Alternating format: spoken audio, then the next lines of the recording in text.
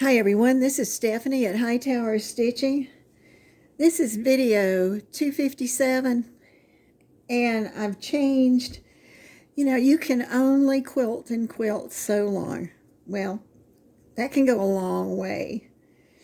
But yesterday I was talking to my son and he comes up with great ideas and I said, I'm trying to think of what I'd like to do this time because I just finished those long table toppers. And he said, well, show them what you're doing on that Afghan you've got, that project. And so I never would have thought of this, but let me tell you, if you can see it in my lap, I already have two skeins sewed up. They're the 16-ounce skeins.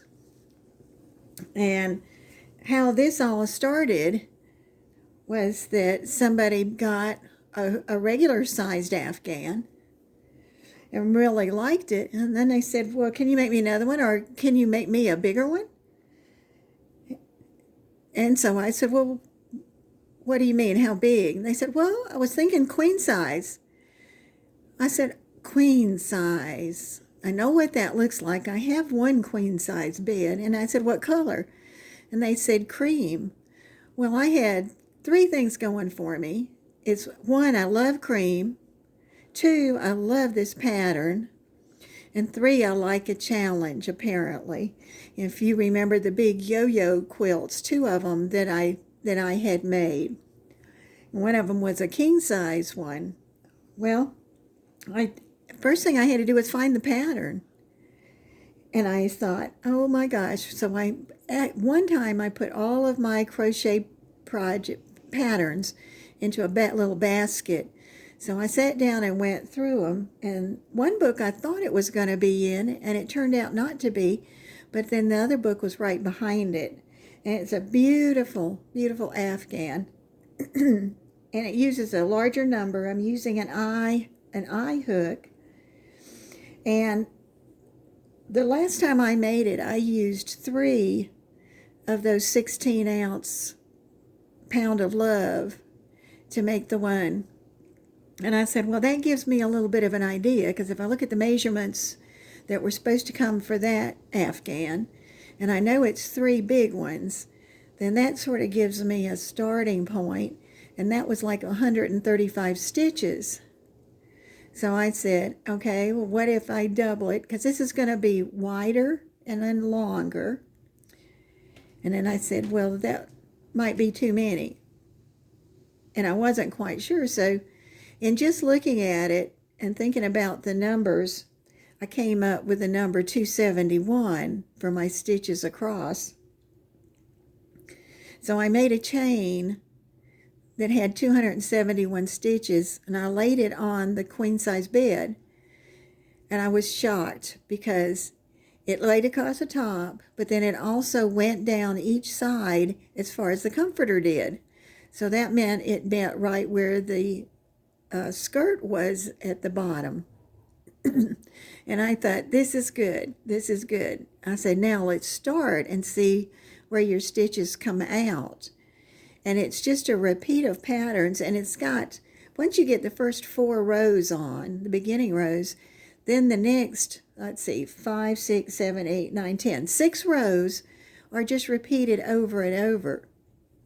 But the problem is, you really need to be watching all the time what you're doing, because if you can imagine making a mistake in the middle of one row and you're already on the middle of the next row, that means you have to tear it out all the way back to the edge and then all the way to the middle of the last row. And I said, oh my gosh, I'm going to pay attention. So when I start getting tired, I get up and walk around, or I just quit. I quit for that day.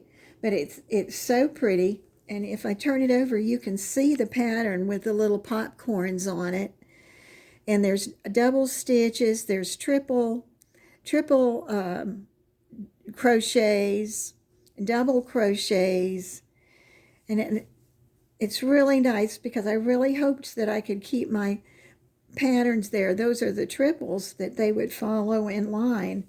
And if you've ever crocheted, I'm doing, I guess, I don't know if everybody call it the old way, but it's the way that I learned. And I have my hand is my tension.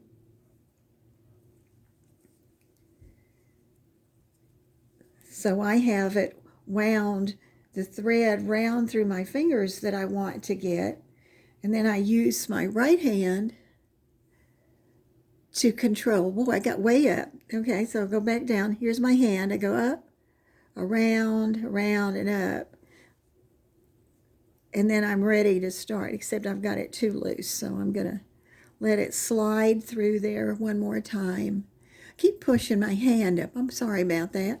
Let me try one more time. I'm going to go up. I'm going to go around. I'm going to go under, go over, and now it's hooked. And if it's a little loose, I just go down to the tail and gently pull it. And when I turn over, because I'm going on the back side, I have a triple crochet.